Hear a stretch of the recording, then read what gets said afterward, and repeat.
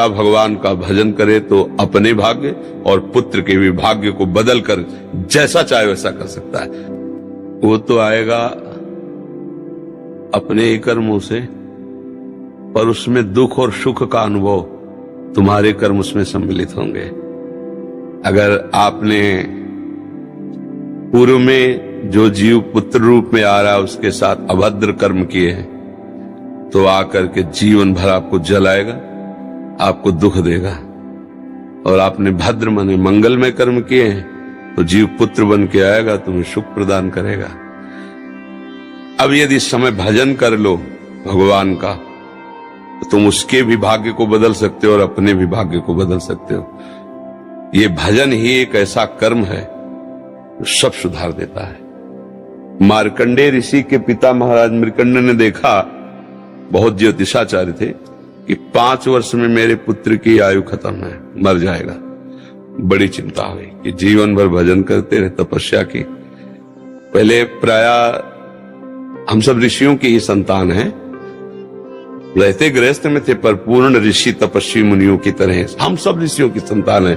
जब गोत्र पूछा जाए तो देखो नहीं बोलते भरद्वाज गोत्र, याज्ञवल्क्य, गाल, हम सब ऋषियों की संतानें हैं।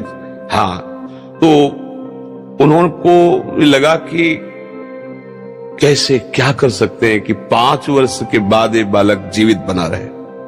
अब पिता का कर्म शुरू हो रहा है। पूर्व संयोग इतने ही वर्ष का था, अब उनका नया कर्म काम कर रहा है। उन्होंने विचार किया, भगवान के भक्तों और संतों में विशेष सामर्थ्य है। यदि संतों को साष्टांग दंडवत करे और संतों का आशीर्वाद मिले तो मैं इसे मृत्यु से भी बचा सकता हूं। उनको पता था, उनकी श्रद्धा थी, उनकी भावना थी। तो प्रायः पवित्र नदियों के किनारे ही ऋषियों के आश्रम होते थे, तो गंगा जी के समीप ही तो घाट में खड़ा कर देते। जो भी संत दिखाई देते, वैष्णव तिलक या शैव तिलक, वो सबको आदेश कर, छोटा सा बालक 2 वर्ष 3, साष्टांग प्रणाम करो, साष्टांग प्रणाम करो। उनकी सेवा यही थी, प्रसाद पाओ और जाके घाट में खड़े हो, जो भी संत दिखाई दे साष्टांग प्रणाम करो। एक दिन प्रच्छन्न वेश से गुप्त रूप से सनक सनंदन सनातन सनत कुमार भी, अब आपको क्या पता कौन महात्मा किस कोटि का किस वेश में तुम्हारे पास बैठा है, या तुम्हारे संग वार्तालाप कर रहा है, या तुम्हें कभी मिल सकता है, हमारी दृष्टि नहीं है ना। और वो दिव्य महापुरुष थे और वो देखा करते थे। जब साष्टांग प्रणाम किया तो चारों संत वेश में थे, उनका चिरंजीवी भाव, बस वो आ गए। महाराज मेरी दृष्टि अचूक है, आप सनक सनंदन सनातन सनत कुमार चारों ब्रह्म कुमार है ना, प्रच्छन्न वेश से आप घूम रहे हैं, ये तो अभागी है, 5 वर्ष में इसकी मृत्यु हो जाएगी। वो आप कह रहे हैं चिरंजीवी भव, तो आपके वचन मिथ्या या इसका भाग्य मिथ्या?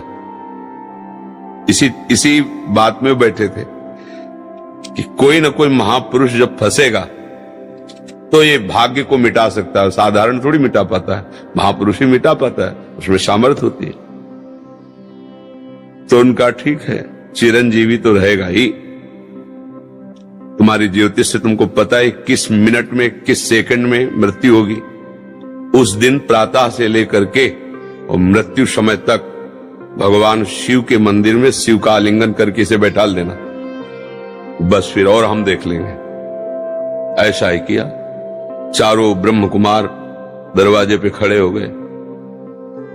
तो ऐसे पुरुषों के पास यमदूत नहीं आते, साक्षात धर्मराज आते हैं। धर्मराज ने देखा सनक सनंदन सनातन सनत कुमार, तो उनका इस जीव का समय हो रहा है, आप आदेश करें तो मैं इसे ले जाऊं। नहीं, मैंने तो चिरंजीवी भव कहा है। बोले ब्रह्मा के आप पुत्र हैं, ब्रह्मा के द्वारा ही विधान किया जाता है। तो इतनी वार्ता हो ही रही थी कि भगवान शंकर प्रकट हो गए। उनका कि कुछ बदलना नहीं है, 5 वर्ष की आयु ना, हाँ 5 वर्ष रहे, मेरी आयु के 5 वर्ष रहे। भगवान ब्रह्मा जी एक सुई लेकर के ऐसे कमल में छेद देते, आका 1 वर्ष हो जाता है। उक्रम जब समय का लेंगे, जैसे उत्तरायण दक्षिणायन देवताओं के दिन रात, ब्रह्मा जी का दिव्य 100 वर्ष का जो आयु का विवरण है ना, उसको जब पढ़ो तो होश खराब हो जाएगी। एक दिन में 74 मनु बदल जाते हैं, इंद्र बदल जाते हैं एक दिन में।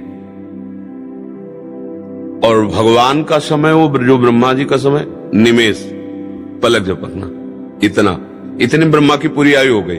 5 वर्ष उनके, आज तक मार्कंडेय जी जीवित है, उनको चिरंजीवी ऋषि कहा गया है मार्कंडेय जी का।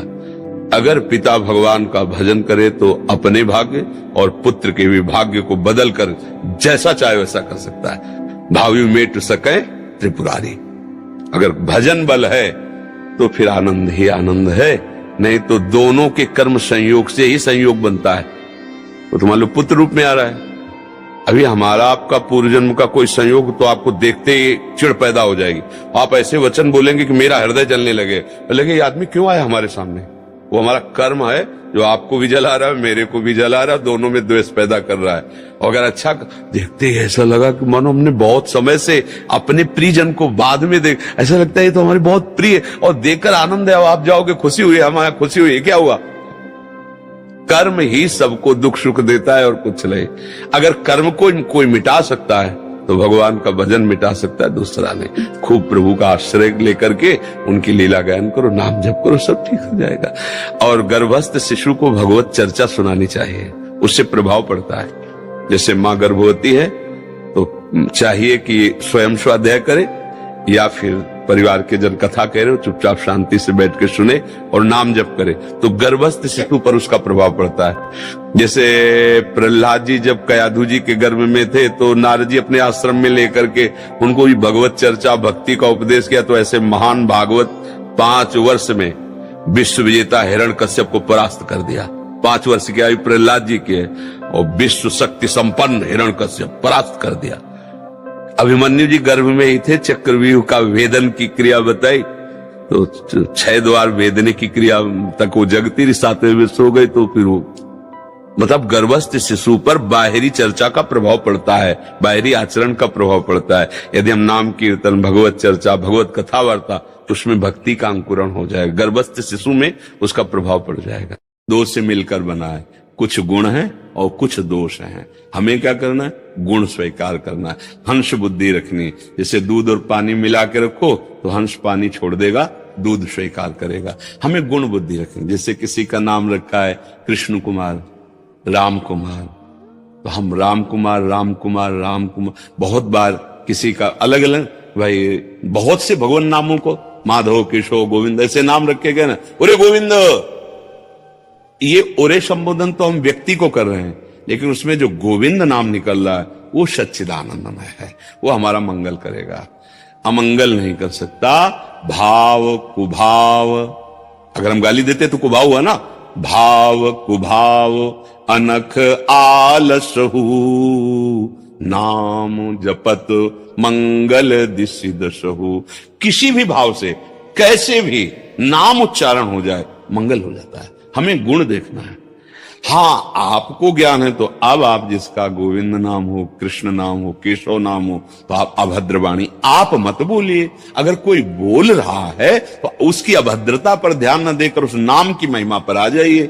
नाम महान पावन सामर्थ्यशाली है। जैसे अनजाने में भी विष पिला दिया जाए, या गुस्सा करके पी ले या श्रद्धा से पी ले, तो मरेंगे ही, अमर नहीं होंगे, क्योंकि उसका प्रभाव है मारण। अग्नि का प्रभाव है, उसमें दाहिका शक्ति है। प्यार से छुओ, गुस्सा से छुओ, कोई धोखे से छुआ दे, जला देगी। ऐसे नाम में तारण शक्ति है, पाप नाशक शक्ति है, सुख प्रदान करने वाली शक्ति है। कैसे भी उच्चारण करो परम मंगल हो जाए। हमको दोष नहीं दे, कैसे भी जान अजान कैसे भी उपहास में बोले तो मंगल हो जाएगा। भगवान का नाम ऐसा है। जब ठाकुर हरिदास जी के कोड़े चल रहे थे और जल्लादों ने कहा हरि बोल कहता है, तो घूम के देखे और मुस्कुरा दिए कि अब तुम्हारा भी कल्याण हो जाएगा, कि 2 बार तुम हरि हरि बोले, मेरे भगवान नाम में इतनी अपार सामर्थ्य है, आपका भी। हमें गुण देख। अगर वो राधा राधा कह रहे हैं, मांग रहे हैं, आपका मन आवे देव न देव, लेकिन उनकी निंदा मत करो। कहां बैठे हैं? बिहारी जी के द्वार पे, राधा वल्लभ जी के द्वार पे, और वहां बैठ, आपको क्या पता कितनी कठिनता से वास करते हुए जीवन व्यतीत कर रहे हो। चंद रुपए आपने दे दिए, वो खरीदे, अन्न खाए और वृंदावन वास के बिजली आदि। आप ये तो नहीं देख पा रहे ना राधा राधा बोला तो चरणों में झुका करके मन प्रणाम करना चाहिए। ओहो, श्री जी का नाम, तुलसी भगवान नाम देखना है। अगर कोई गाली दे के भी बोलता है राधा, तो सिर्फ राधा में हमारी बुद्धि गई, गाली पे नहीं गई। और अगर गाली देखने वाले हो तो वही स्थिति जो उसकी बुद्धि में, वही आपकी बुद्धि में। आपको नाम नहीं दिखाई दिया, राधा राधा राधा राधा राधा। हमें दोष दर्शन नहीं, हमें भगवत भाव लाना है, हमें अच्छाई लानी है। अब अगर ये सिद्धांत लागू कर दे तो कोई अपने बेटे परिवार का भगवान नाम ना रखे, वो ऐसे नहीं जपते तो ऐसे कम से कम भगवान नाम। पहले गांव में था ना, राम राम जी बोलते थे ना, बोले हाय, कैसे मिलन होता है अब नौजवानों को, जाए हाय, भाग्य दुर्भाग्य, हाय हाय कब कहा जाता था? जब कोई बहुत बड़ी घटना घट जाती थी, हाय। अब वीआईपी वाला जाता है ना, पढ़ा लिखा, अरे भाई राम राम कृष्ण कृष्ण राधे श्याम बोलो, तुम्हारी भी जबान मंगल हुई, इसके कान भी मंगल हुए। तो हम तो चाहेंगे कि सब, अब ऐसे नाम रखे जाते हैं, कैसे उनका उच्चारण करें, है ना? भगवत विमुख नाम कोई अर्थ ही नहीं है। पहले ब्राह्मणों से, आचार्यों से विचार करके नाम रखे जाते थे, नहीं तो भगवान नाम संबंधी नाम रखे, तो उससे आनंद का अनुभव हो रहा है। उच्चारण करने, जान अजान कैसे भी नाम उच्चारण करे, मंगल। हमें बहुत अच्छा लगता था पुरान, जैसे गांव में निकलो ना, एक दूसरे से मिलने गए, राम राम, 2 बार तुमने लिया, 2 बार उसने ले लिया, राम राम भैया राम राम, 4 बार उसने ले लिया। कितना बढ़िया बात है। संतों को देखते राधे श्याम राधे राधे। अब क्या नया जमाना चला है, तो नए बच्चे देखो कैसे मिलते हैं, कैसा व्यवहार बदलता चला जा रहा है। तो हमें लगता है कि इस बात को और हमें पुष्ट करना है कि आप किसी भी तरह से अपने परिवार के किसी सदस्य का भागवतिक नाम रखेंगे तो इन प्रकारेण उच्चारण होगा। अजामिल को यही सूत्र तो मंगल कर दिया, बेटे का नाम रखा जा नारायण, और अंतिम समय उच्चारण कर दिया, काम बन गया। तो मान लो कि हम अपने बेटा परिवार किसी में आ सकती है और वो पास नहीं हो, जोर से पुकारा, ओ रमेश, ओ केशव, ओ माधव, तो उनका एक कथा सुनिए, हमारी श्री जी की करुणा की कथा है। एक आदमी की पत्नी का नाम था किशोरी, वो बहुत प्यार करता था अपनी पत्नी से। प्राय लोग गृहस्थी में ऐसा होता है। अब वो अकाल मृत्यु से शरीर उसका पूरा हो गया, अब वो तो पागल सा हो गया क्योंकि आसक्ति थी। अब वो हा किशोरी, हा किशोरी। अब गांव में तो कुछ लोग बरसाने आ रहे थे दर्शन के लिए, भाई उसका कोई लक्ष्य नहीं है कि हम राधा रानी के दर्शन, विक्षिप्त सावन। अब वो तो सब श्री जी के दर्शन के लिए गए, वो जो पहाड़ है ना, एकांत में जाके चिल्ला कर रोने लगा, किशोरी, हा किशोरी, जिया नहीं जा रहा, तेरे बिना जिया नहीं जा रहा। शाम हुई, रात्रि हुई, उसका वही रोना, हा किशोरी, जिया नहीं जा रहा। लाडली जी ने ललिता जी से कहा, ललिते देख कोई मेरे लिए रो रहा है। तो उनका किशोरी जी वो आपके लिए रो रहा है, उसकी पत्नी का नाम किशोरी। बोले आदि माने प्रथम नाम किशोरी तो मेरा है ना। वो कह रहा हा किशोरी, जिया ले जा रहा, उसको लाओ मेरे पास। इतनी करुणा में अब ललिता जी तो सिद्ध वपु सच्चिदानंद, जे भी सामने प्रकाशित हुए तो कोटि कोटि लक्ष्मियों के भी सौंदर्य को परास्त करने वाला सौंदर्य श्री जी की प्रधान सखी श्री ललिता सखी। सारा ज्ञान, सारी अविद्या उसकी नष्ट हो गई। दर्शन उनका, चलो किशोरी जी बुला रहे हैं। जी ही सामने पर महारानी जी के दर्शन। वो बहुत बड़े संत हुए, क्या नाम उनका हुआ? अली किशोरी। हाँ, अली किशोरी जी बहुत बड़े महान पुरुष हुए। आप देखो पत्नी का नाम किशोरी तो बाजी जिता दिया, बाजी जिता। पुत्र का नाम अजामिल तो बाजी जीत गए। हमें लगता है घर में किसी न किसी का भगवत संबंध नाम रखना चाहिए। हमको ऐसी तार्किक बुद्धि करके, इसलिए ऐसी बुद्धि न रखे। हम भागवती जन हैं, हमारी बुद्धियों ने इन किन प्रकार कैसे भी भगवान का नाम ले तो परम पद प्राप्त होता है। समझ रहे आप? देखो परीक्षित जी को ब्रह्म ऋषि बालक श्रृंगी ऋषि ने शाप दे दिया कि आज के 7वें दिन तुम्हें तक्षक सांप डसेगा और तुम्हारी मृत्यु हो जाएगी। तो बड़े बड़े महात्मा गंगा के किनारे रेती पर परीक्षित जी आमरण अनशन व्रत लिए हैं। बड़े बड़े महात्मा लोग बैठे, यद्यपि उनके पिता पितामह आदि भी बैठे हुए थे, पर जो ऊंची स्थिति सुखदेव उसका आदर किया।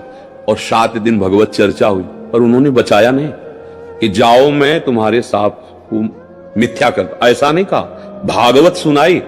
अब इसके बाद ये पूछा कि बेटा, भागवत में बेटा परीक्षित तुम्हें तक्षक से भय है क्या? तो बोले गुरुदेव एक तक्षक क्या, करोड़ों भयंकर मृत्यु रूप धारण करके तक्षक आ जाए तो आपकी कृपा प्रसाद से अब कोई भय नहीं। बस चल दिए सुखदेव जी, सांप नहीं मिटाया। अब इसके बाद जो उनके पुत्र जन्मेजय जी थे, वो महान, उन्होंने बड़े बड़े मंत्र वालों को बुलाया और पहले से, क्योंकि 7 दिन का समय था ना, तो पहले एक भवन निर्माण करवाया जो एक खंबे के ऊपर, फिर ऊपर भवन और उस पर परीक्षित जी, और ऐसी औषधियों का लेप कि खंबे से कोई सूक्ष्म रूप लेके ना जा पाए, सबको रोक देना। परीक्षित जी से कोई नहीं मिलेगा जाकर, केवल ब्रह्म ऋषि, क्योंकि अंतिम समय का तो ब्रह्म ऋषि के फूल में ही पराग से भी छोटा रूप लेके तक्षक बैठ गया। महाराज जी ही ऐसे किया, भयंकर रूप रख के डस लिया, उड़ गया। किसी के रोके ले रुकी मृत्यु, प्रमाण है ना। तो हमें चाहिए निश्चिंत हो जाना, एक दिन मेरी मृत्यु होगी। देखो एक बात अच्छे से समझ लो, सबको जाना है ना, ये बात समझ में है कि नहीं है? जाना है पक्का भैया, पक्का, मतलब रहना नहीं, पक्का, चाहे तपस्वी हो, चाहे महात्मा हो, चाहे विषयी हो, चाहे पापी हो, इसका नाम मृत्यु लोक है, यहां से जाना है। अच्छा, वो एक समय निश्चित है। अब उस निश्चित समय को सार्थक हम कर लें, राधा राधा। अगर प्रभु बुला रहे हैं, आपको लग रहा है कि हमारा मृत्यु को तो राधा राधा राधा, ये तैयारी है वहां की। हम क्यों कहें मुझे रख लो? तो ये बातें अपने लोगों को समझना होगा, क्योंकि अपने भक्त हैं, अपने भगवत मार्ग के पति के, जैसा प्रभु चाहे, जितने दिन प्रभु चाहे, जोई जोई प्यारो करे सोई मोई भावे। तो भजन का प्रयोग प्रभु की प्रसन्नता के लिए, अगर ये रहस्य समझ गए तो सब आनंद आ जाएगा।